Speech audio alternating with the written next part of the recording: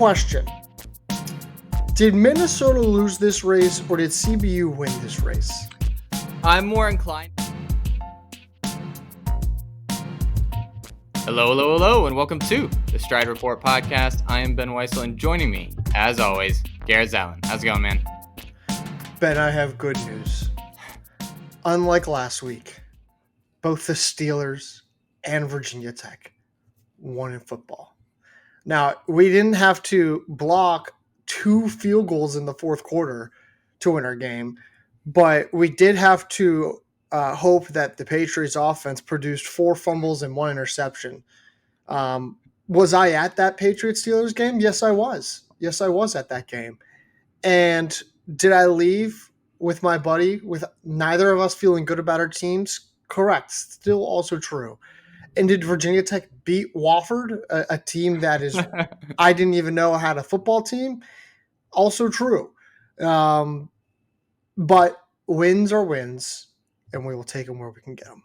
Absolutely. And a place that we would love to get a win right now is ratings and reviews, where we have hit 0, I think, on Apple and Spotify the last 2 weeks. So, hey, I know it's been a little bit of this weird in-between time where it's been previews are wrapping up and then results haven't really started to come in. Well, hey, this week we got Roy Griak. We're going to talk about that. We got other bits of news to talk about, and then we're going to preview Gans Creek Classic, which should be a massive meet. Again, home course of the national meet this year, be one of 2 very significant meets going in, during the regular season for Gans Creek. So we're going to highlight that. But hey, like I said, results coming in. Would expect to see these ratings and reviews start to come in here as well. Yes, I know people don't think it makes a difference. It does make a difference. 5 stars rating and reviews on Apple, on Spotify. That would be great.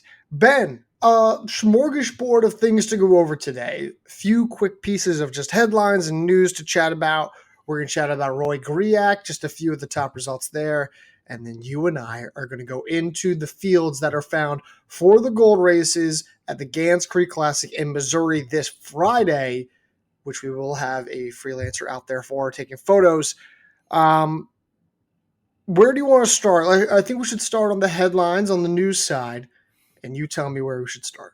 Let's start with Cole Hocker. Hey, we talked about him last week, and he's back in the news, but this time for the best possible reason, bouncing back from his DQ in the 1500. He wins gold at the World Championships in the 5K, unleashing a ferocious kick at the end. It's funny. I was seeing a lot of people describe this race as tactical and not the fastest, and it's still a sub 13 performance, right? It's still very, very fast relative to what we see in World Championships more often than not. But just because it wasn't super quick, it opened the door to a Cole Hocker who looked like he had a vendetta against the world after that DQ, and he turned on that signature kick at the perfect time, beating the world's best in the 5K.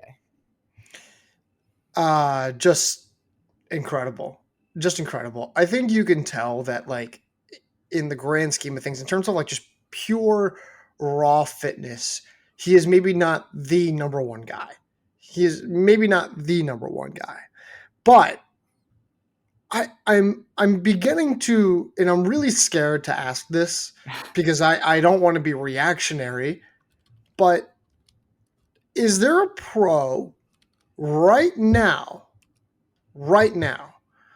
who is better in championship races than Cole Hocker, at least on the distance end?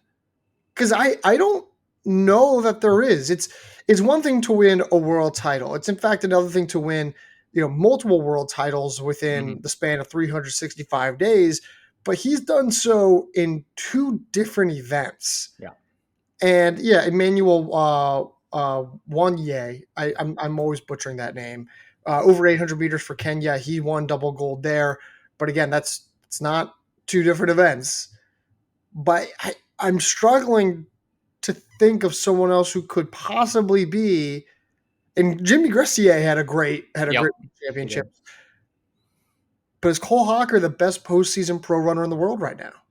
He very well might be. It's kind of the reverse Ingebrigtsen, where you have Ingebrigtsen, who's I think everyone would agree over the last 5 years probably the most fit, the most talented runner.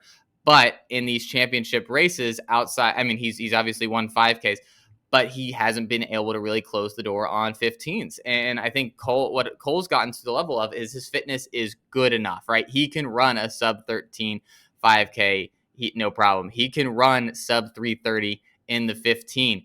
And that just allows him to be in every single race to unleash that kick, right? And that's ultimately what you need to be a great postseason racer. You have to have a prerequisite level of fitness, and then you have to have one of the best kicks in the world. And that's exactly the recipe that Hocker has gone with over the last couple of years. And it's hard to see him stopping, right? Like neither of those two things are going away anytime soon. You would imagine his fitness has only increased over the years, whereas his kick has continued to be one of the best. It's not a stretch to say we could be seeing one of the most dominant periods of a U.S. distance runner happening before our eyes. We could be smack dab in the middle of it, because I think there's more world championships, more Olympic medals for him to win. Beautiful take. Real quick, Grant Fisher, 8th, I want to say. Was he 8th in both the 5K and 10K? I'm sorry, he was 8th in the 5K. He was 8th in the 10K in Tokyo. Take here. Did he peak too early? When you look at what he did in the winter, he had that electric month of February where he ran 339 at the New Balance Indoor Grand Prix, 722 at the Millrose Games, beating Cole Hocker, and then 1244 in the indoor 5K, setting the new American record there. Did he peak too early? So I don't think you can say he peaked too early looking at the winter results, right? I mean, that was 8 months ago, right? It was a long time ago. I do think he didn't peak correctly, though. I think at his best, Grant Fisher is in medal contention for both of these events, and he just did not look like himself. I mean, Nico Young did finish 6th. We should give a shout out to former NCAA athlete Kai Robinson, 4th place in the 5K as well. But yeah, Fisher just did not look like his best self. And again, it could be, hey, he mistimed his peak. There could have been an issue in his buildup. But you really would have expected Fisher in these type of races where he's been honing his kick. He's had one of the better finishes in the last couple championships in these races, that he would have put himself right in there. And I mean, again, he was only a couple seconds off, but these are the margins in these world championship races. Yeah, I say peak in the terms of the sense of like, maybe he tried to peak in the winter, cool it off in the, lead up to Tokyo, and then re-peak again. All I'm just saying is that I question if whatever approach he took for this year for his fitness was the right approach. And I don't know that it was. He just looked flat compared to, how the Olympics went in Paris. So, yes, I know that there were a bunch of other Team USA performances elsewhere, but the men's 5K was obviously the most notable. Ben, we're going to now transition to a piece of news. NCAA announces that the 2025 NCAA XC Championships will now move from 31 qualified men's teams, 31 qualified women's teams, to now 32 teams on both the men's and women's sides. The press release was specific in saying that it would be for the 2025 cross-country national meet. It didn't necessarily say anything about the future, but it did say that this is the first time that the fields have expanded since, I want to say, the 1980s. Sure. Yeah. Do you like this? I do. I'm not against this. I think it was always weird that it was 31. It just feels like a weird, odd number. 32 feels about right. And when you consider more resources are being put into NCAA cross country for certain programs, that you're giving more opportunities to more teams to compete. I thought this made sense. I mean, you think about it, since the last time it did expand, there's so many more programs that are competing. There's a higher level of competition. I like this move, and I like that they just increased the seven runners for each team. They didn't add any individuals or I agree. anything like that. I think that's good. You don't want to increase the overall field size too much. I thought this just adding one team, no more individuals, makes a lot of sense. I think we've clearly seen that there are at least 32 national caliber teams in the NCAA year over year. We've obviously seen the heartbreak of the Colas scenarios where the 32nd team just misses out due to some weird tiebreakers. And we're still going to have that with the 33rd place team. So this isn't going to solve that. But I think it's the NCAA has proven that we have this many quality teams that are able to compete. Yeah, I like it. I just don't know why we're being so hyper specific about 2025. Yeah. Like, what is it about 2025? It's like, well, it's in Columbia, so guys, we can add another one. Which I don't have anything against Columbia, but like, it seems very odd that it was just for this and they didn't really specify elsewhere. Now, again, maybe it is. Maybe they are going to do it for the rest of the future, national meets, but just seems it just seemed odd to very specifically state 2025. Yeah, I didn't understand that. it feels like a trial run, and they're going to see how it goes. And if it goes fine, then I would imagine they're going to keep doing it. But I imagine they don't want to box themselves in if 32 teams, for whatever reason, is like that much worse than having 31 teams. They're like, oh, this is way too much. We got to go back. I would love to interview like one of the runners after this race being like, yeah, I was prepared for 255, but when it moved to 262 runners, I was overwhelmed to like, whatever the number is. Like, what a weird. We could write a good onion-esque article on that. I think that would be pretty good. Like in the middle of December or something, just do a fake interview with an athlete. I think that would be pretty good. Yeah, under anonymity, anonymity. But yeah, that's what it'd be. Except we would do like that voice changer. Yeah. Except it's just me on the other end. So yeah, no, that would be a good bit, great bit actually. Ben, we're going to talk a little bit more though about some of the results that came in, and by that I just mean the results that we saw in Minnesota at the Roy Griak Invitational.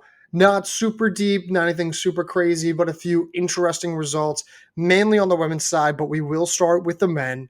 Roy Griak Gold Race.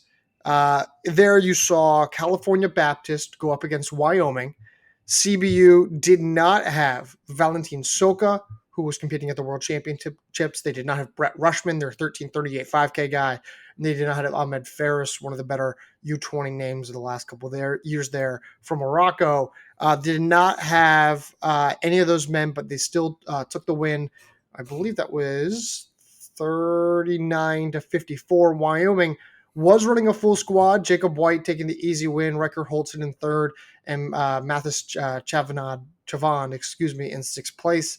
But then drop off to their final few runners, Max Zamstrow in 13th place, and Tanner Brown in 35th. Wyoming, however, stacking guys in 4, 7, 8, 9, and 12. First thoughts, first reactions about these results here. Yeah, I thought for CBU, I thought this was a really good run. I like the pack that you had at 7, 8, 9 with Marin, DeVries, and Ruiz. I think you add in obviously Soka, but all the other guys that you mentioned as well. This looks like a very deep team with firepower up front potentially as well. I mean, this just looks like a team that you could have a true low stick in Soka at the very front, and then a pack of guys right behind him that could be all top 100-esque athletes. So I really like what we're seeing from CBU. I thought this was a really good performance from them. And for Wyoming, I thought this was about what we would have expected, right? Top three looked good. I liked what Zastro did. I think he was close enough. It's just that fifth scorer, which, again, I think we came into this thinking, hey, 4 or 5 might be a little bit of an issue. And now it seems like it's just 5. Now, I don't know where they're going to get that fifth runner to close that gap, if they're going to be able to bank on internal improvement from any of these guys. But if they can close that gap between that fourth and fifth runner, again, this is Wyoming team looks like a legitimate top 25-esque group, because they're hitting on all cylinders, it seems, with their top 3, which they really needed. Yeah, it's interesting because there was one notable absence from Wyoming's race, and that was Dylan Vanderhoek, who in 2023, 2022, I forget, in 23. the spring of 2023 ran 13:59 in the 5K. And in the fall of 2024, he was 14th in Mountain West XC Championships. He was 48th at Joe Piani. He was 136 at pre-nationals. Results that are by no means great or electric or anything along those lines, but for a team that just desperately needs a fifth runner, would have been impactful. He's listed as a redshirt unattached on TFRS, but the former CBU runner, Dylan Vanderhoek, is a former CBU runner, ironically. If he comes in and he keeps it close enough to Zastrow, I mean, we're talking about a very different result. Again, albeit CBU not without Soka, Rushman, Ahmed Ferris, but it looks a little bit different. Do either of these results change about how you think about CBU or Wyoming? Wyoming, certainly not. CBU, maybe a little bit more. I think they have a little bit more potential than I thought, just because of the overall depth looks so very strong. At the end of the day, I mean, they're going to need their top guns to come in and perform, but it feels like they have a little bit of a higher floor than maybe what I came into the season thinking. I mean, we knew they had some solid depth, but it's nice to be able to see that actually reflected in race results. I would agree with you there. Moving off of the men, we're going to go to the women's side. Bit more of an interesting race here. I came in saying Minnesota is the favorite. They are ranked TSR number 18. They didn't have Ali Weimer listed as an attached runner. She did race unattached, where she got second to Jaden Keeler from North Dakota, but a true low stick star who would not count in their scoring. And I said, you know what? Still doesn't matter. I still think Minnesota is clearly the best team in this field. They're racing on their home course. They have experience. They have depth. They're going to be okay. Give me Minnesota. And instead, CBU women just gave it to them. I mean, they just completely took to the front, controlled the race from the front, didn't really relinquish any control. Minnesota made up ground throughout the race. I want to say Minnesota kind of took a little bit more of a conservative approach and then aimed to move up, move up, move up. But by the time they did, CBU hadn't really let go of their control of their lead. They win 25-45. Again, Weimer not there. CBU went 3-4-5-7-11, while Minnesota went 6-8-10-12-14.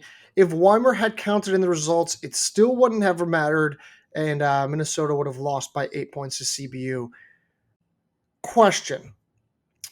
Did Minnesota lose this race, or did CBU win this race?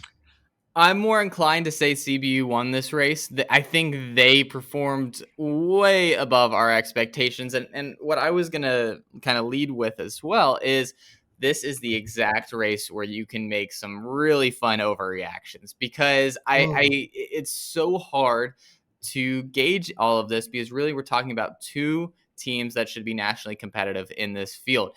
And so CBU looking great. Is that a reflection that they're way better than we think? Or is it Minnesota is worse than we thought? Right now, you could make either of those arguments and not like sound crazy.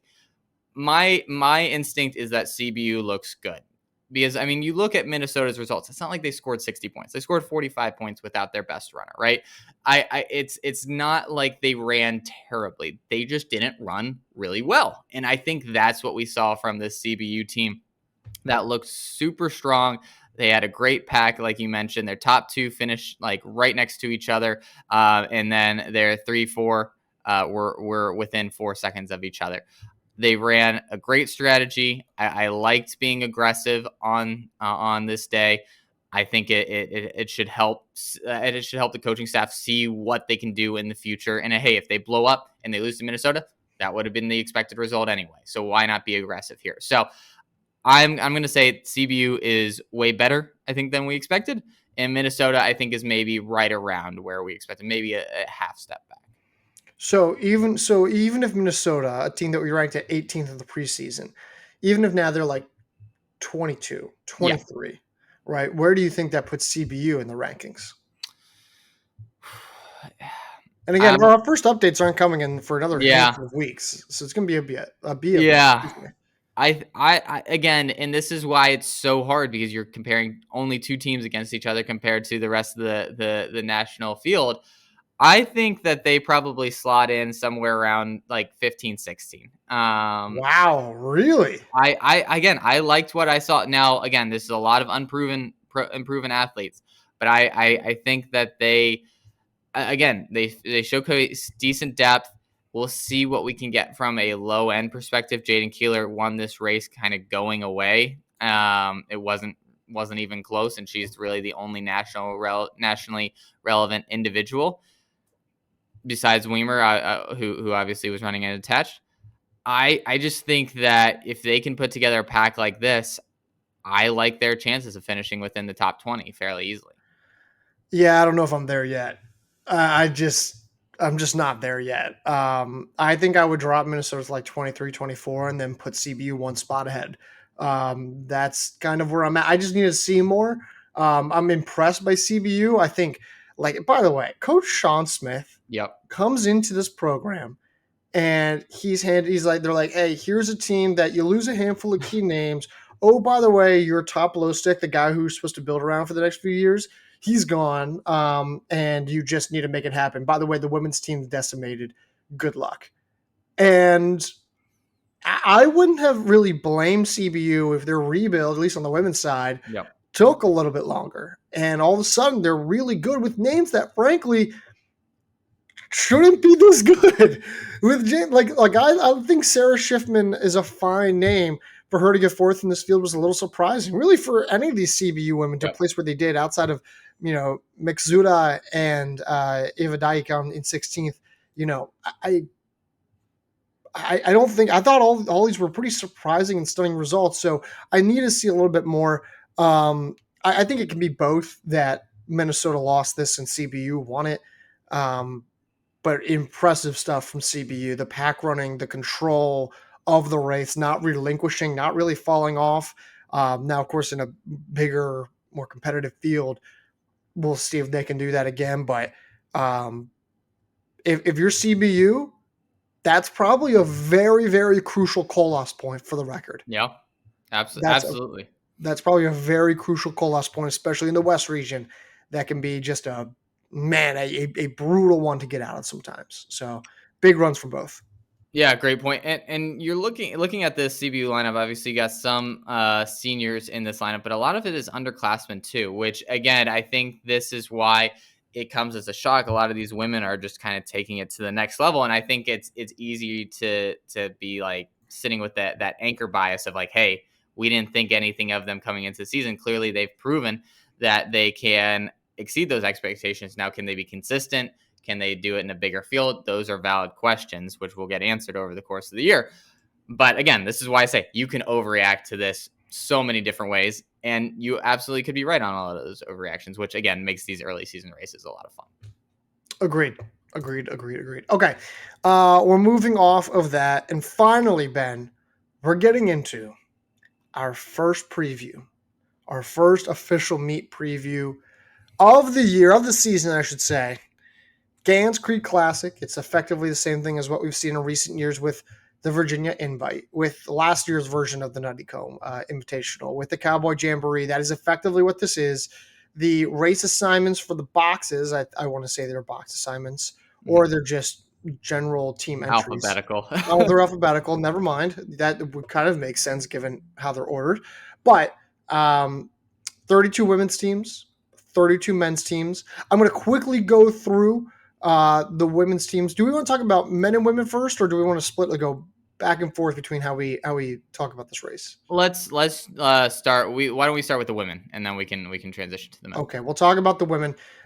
Women's teams include in the gold race, the major championship race, is Air Force, Alabama, Colorado, Duke, Florida, Furman, Iowa State, Lipscomb, Michigan State, Missouri, Nebraska, Northern Arizona, Ohio State, Oklahoma, Ole Miss, Oregon State, Princeton, Stanford, Syracuse, Tennessee, Toledo, Tulane, Utah, UCLA, Vanderbilt, Virginia, Wake Forest, Michigan, Utah Valley, Washington State, and Weber State.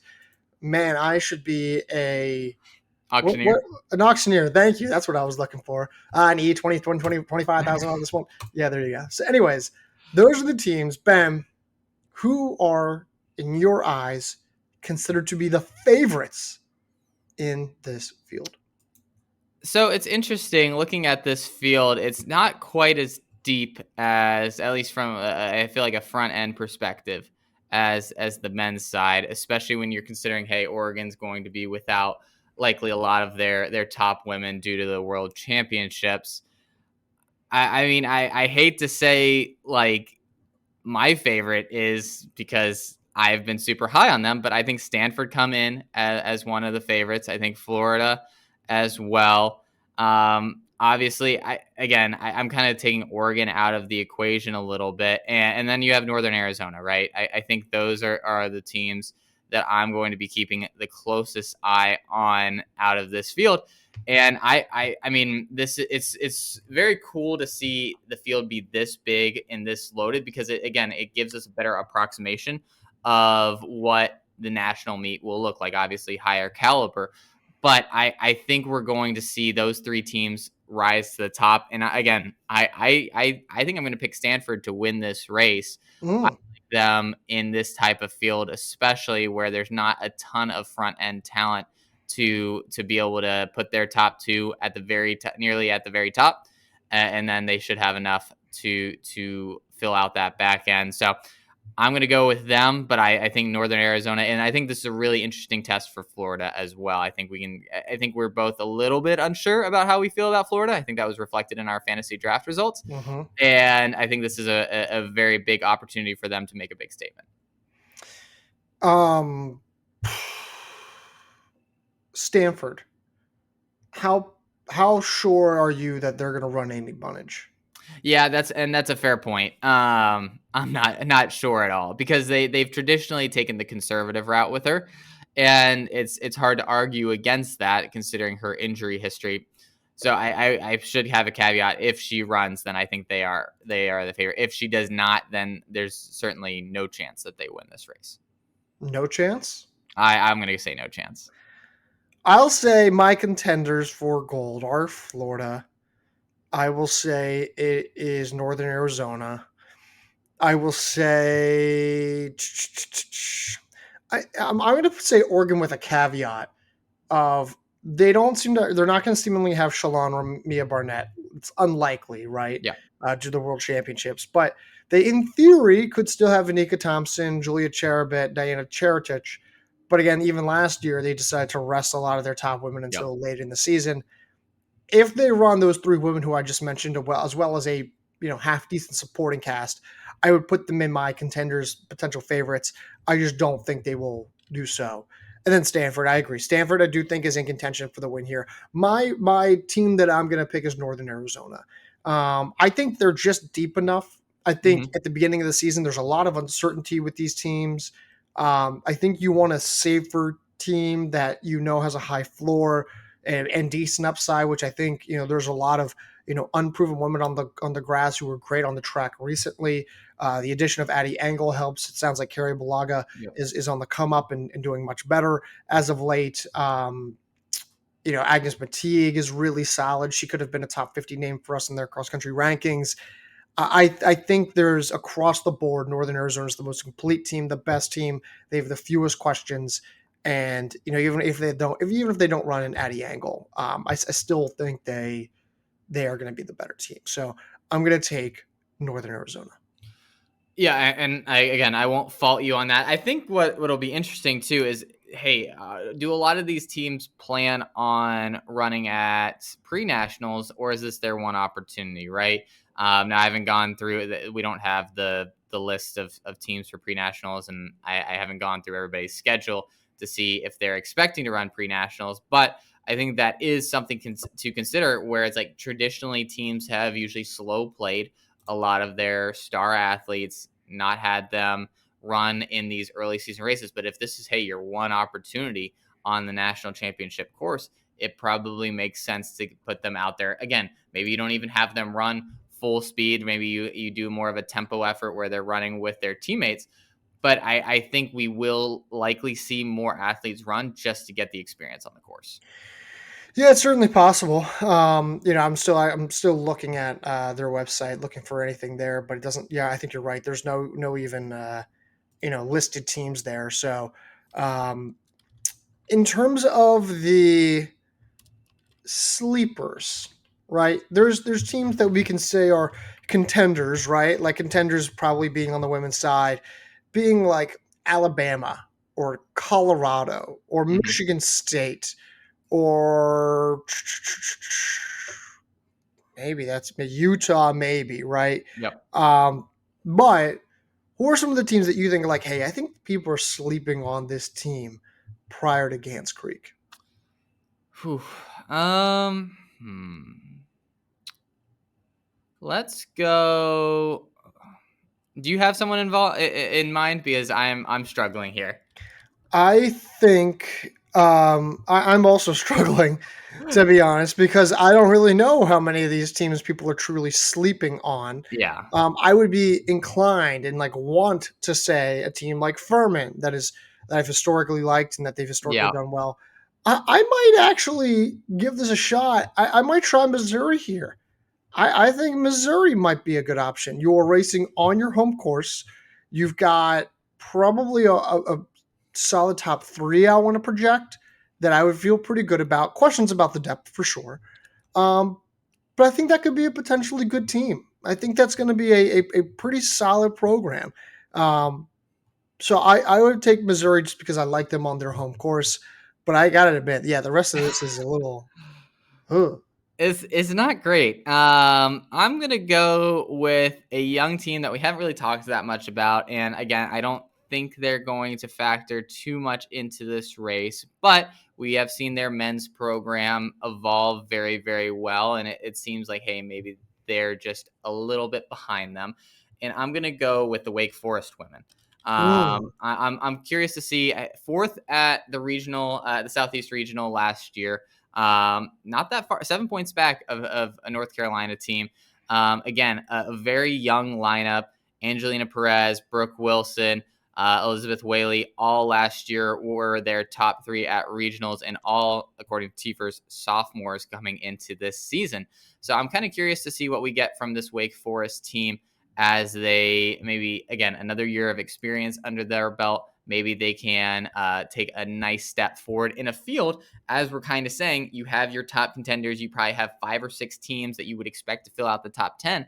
But then there should be a couple spots in that top 10 that are going to go to teams that you just are kind of off your radar. I think they could be one that exceed expectations here. Fair enough. Fair enough. I don't necessarily disagree. I'm also high on Wake Forest. I'm high on their future, but of course I can only be high on their future because we haven't quite seen them Yep. translate to that full potential that we think they have. Ben Virginia. Virginia is an interesting team, ranked 25 in our preseason team rankings on the women's side. Yep. There are a handful of good teams here. Um, I would say this. Let's say top five, they're plus 400. I Yeah, I would think that's fair. say top 10, they are minus 180. And I'd say top 15, they're minus like 550. Are you putting money on any of those bets?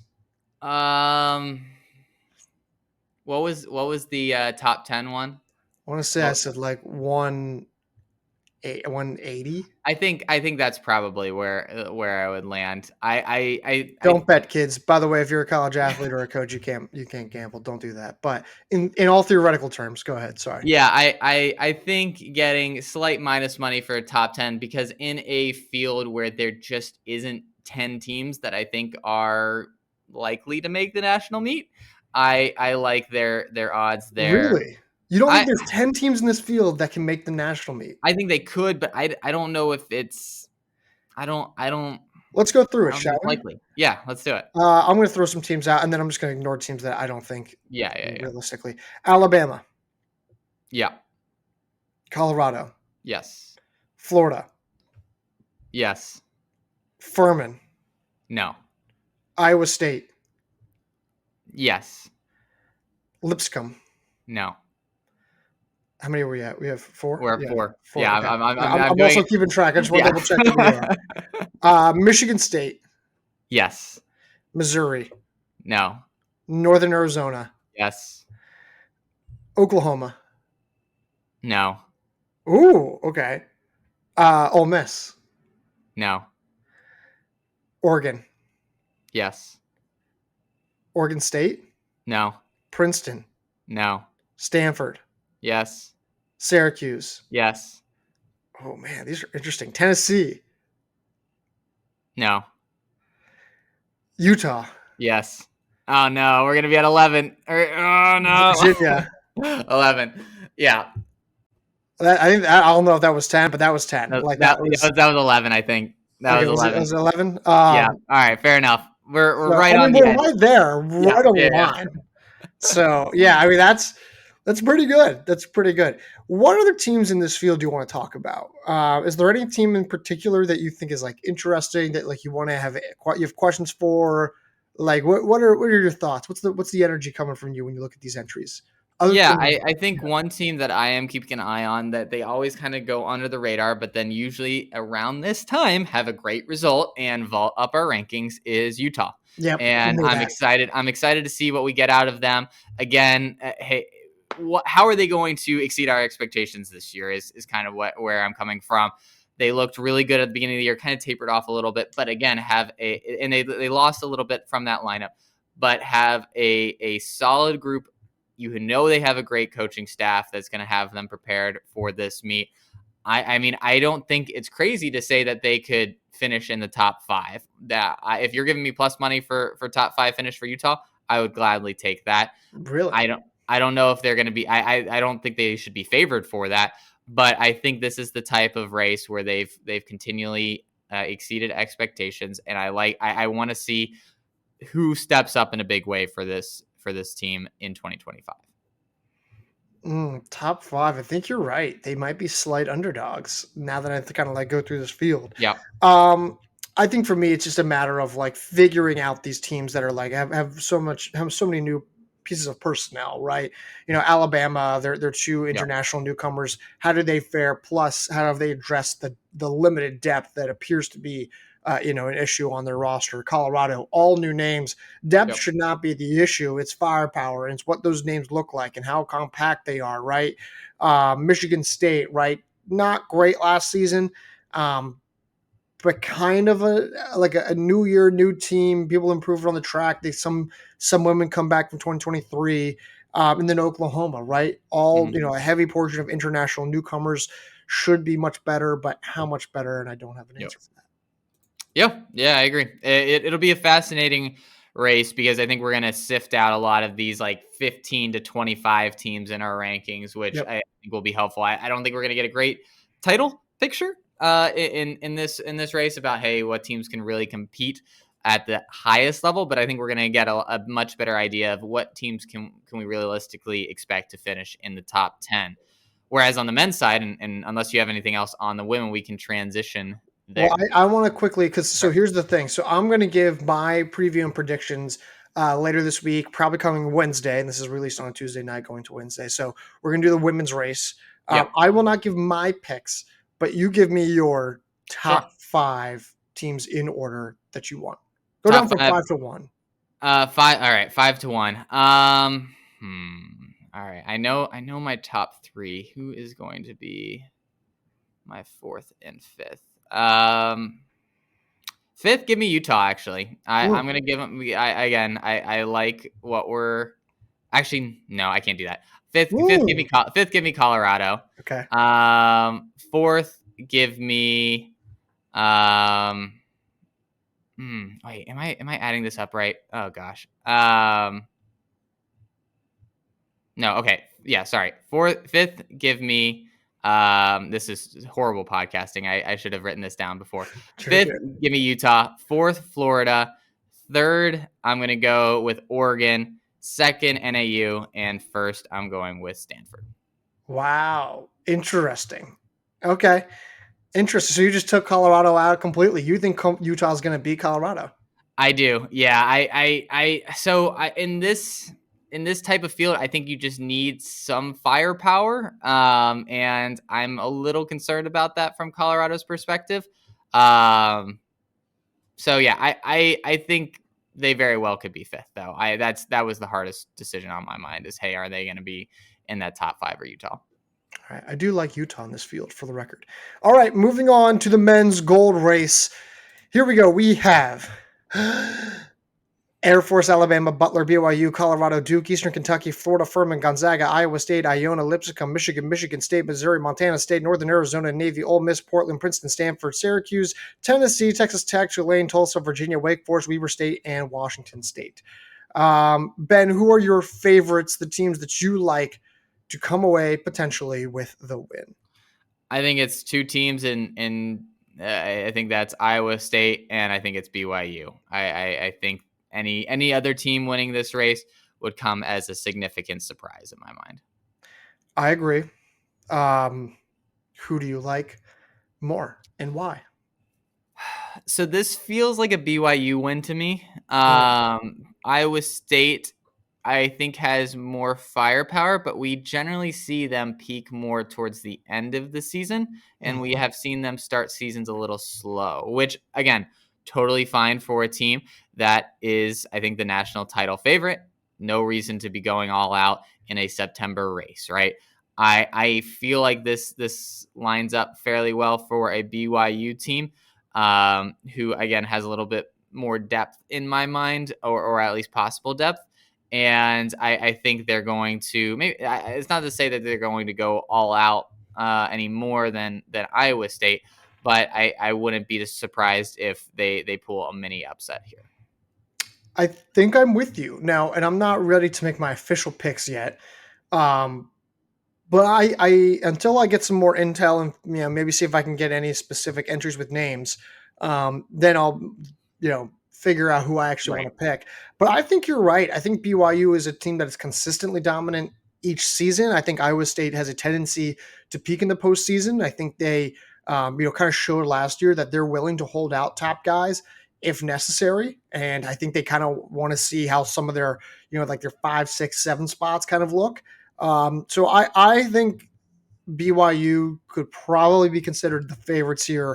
I think Iowa State would probably be my second best team. But again, until I figure out, what the fields is, or if I can get any kind of intel at any point, we'll see. But I think you have a great take. I will take BYU as the slight favorite over Iowa State. How many teams going through this list, and please name them as you kind of go through, how many teams do you think can realistically crack the top 5 of this field? And who are they? I will keep count.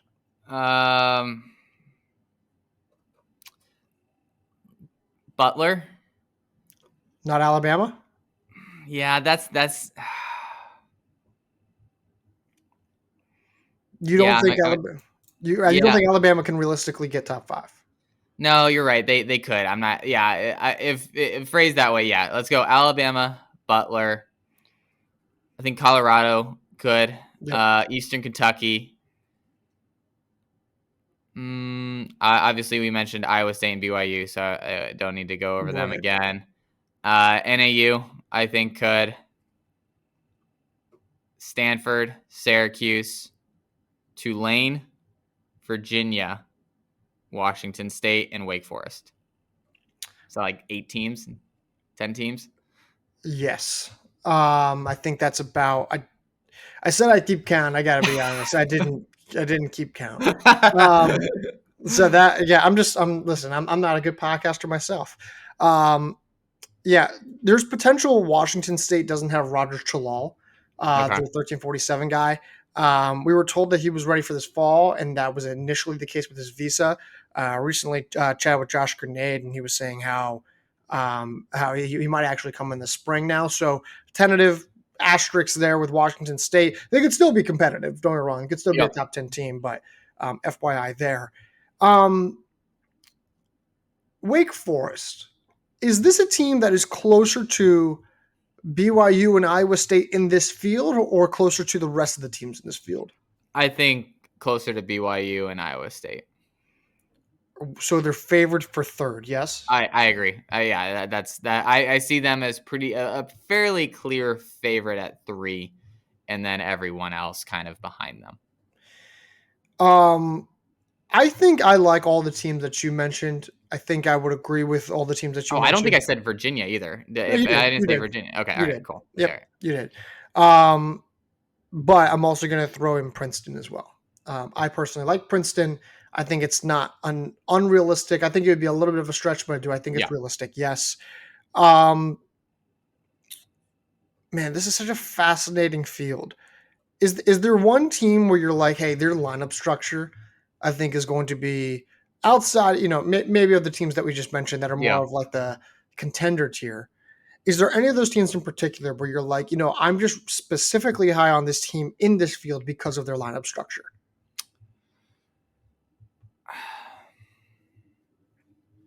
I am leaning Missouri just because of that top 3, and I again the home course knowledge, but this is and I would feel a lot better about that in like the women's field where there aren't that many possible top 10 ranked teams. Like this is just going to be a loaded field. Those 4 and 5 runners from Missouri could get pushed back pretty far if they aren't good. I think I'm ultimately going to stick with them just because I like the home course knowledge. I like the way that their top 3 should be very competitive and vault them up some ahead of some teams that you wouldn't expect them to be. But I got to be honest, I don't love how loaded this field is, and I'm worried about their 4 and 5 kind of getting lost in the wash a little bit. I agree. I'm a little concerned about that as well. And that's why I am going to go with the team that I just lost my marker on right here. Here we go. Stanford. I like Mm, Stanford a lot in this field. They are depth heavy. They yep, have a few potential decent low sticks. I don't think they have the best firepower in this field, but I do think they have good firepower. Um, and not only that, but they raced at this exact meet on this yep. exact course last year. And a lot of those same guys return. Now it's a very different field and it's a very different level of competition, but I think that matters, especially for a group that was young and is now still improving. I just think they're a well-rounded team, a good team, and I think they're built for this kind of race, for this kind of field. I think they're going to do well. Stanford has burned us in a variety of predictions Yeah. in recent years. Feels like we can never get on the same page about when they want to run well. We say yes they will, and then they don't, and then vice versa. So I will take Stanford though. Or what other teams here? What other teams that you're like maybe that we haven't mentioned? Some deep sleepers, if you will, for teams that could potentially really stand out. Yeah, I mean, I don't think this it's we haven't mentioned them, and I don't think they're a deep sleeper. But in this field, maybe they are. I think Tennessee is an interesting Mm. team to keep an eye on. Obviously, have some great firepower up front. We're kind of TBD on what they can do on the back end. But I think this could be I've talked about this a couple times. I think throughout the summer, I think this could be a nice stepping stone year for Tennessee. And again, I don't expect them to be nationally relevant necessarily this year, but with Zuhair Udain at leading the charge, I think we could see them take some nice like 2 steps forward, 1 step back a couple of times throughout this season, where they show some progress. Where 2026 is going to set them up. They're going to be well set up for 2026. I I don't know if I'm necessarily high on them in this field, but I think this field is very telling Yes, for my exactly. team. Right. Well, in your team as well, I Yeah. guess as well. That's true. But I will take Furman for mine because historically they've kind of struggled at this Yeah. meet, which is typically Joe Piani for them. And I don't know, Hmm. maybe they are going to Joe Piani, but they've either run exceptionally well at one meet and then struggled a lot in the other meet. And I question hey, this is a different squad. I'm not nearly as confident about their firepower as I was last year. It's kind of night and day. It's not to say that they don't have great potential low sticks or lead scores or anything along those lines. It's not to say that they don't have a complete lineup, but um, I'll be interested to see how they handle this race because in the last 2 years maybe struggled at one meet and then come pre-nationals or Nuttycombe or whatever that mid-October meet Yeah. is, then they spike and they have a really great race. So I'll be curious to see how they do there. Any other teams before we wrap up? There's, so many teams that I think are so fascinating Yeah. at the top of the top quarter of this field. Washington State, what do we see from them? I'm super interested to see again if they race as many guys as they can. What does it all look like on the course rather than just on paper? Super fascinated with that. Butler, I'm very curious. I think I'm very high on them on paper as well. But I want to see it on the actual grass. Eastern Kentucky, I think this is the exact kind of meet where they're going to vastly exceed our expectations, get us all hyped again before possible future postseason failures. But they should do well, I think, really well in this race. There's just a lot of teams. NAU, what does their structure look like? There's so many interesting teams. I think we're going to learn so much from this men's race. I think we're going to see the men's rankings probably change significantly more than the women's race. I think largely based off of this race. And I think we're going to, again, like we talked about with Roy Griak, a lot of possible overreactions here, but we're going to be able to be comparing more apples to apples rather than two teams against the rest of the country. This is a huge group of some of the best teams in the nation, and I think we're going to learn a ton, which I'm really looking forward to. Our rankings are not going to change a lot, Ben, because they're perfect as they are. Okay. Before we wrap up here, give me your top 5 teams, 5 down to 1. All right. I can do better this time.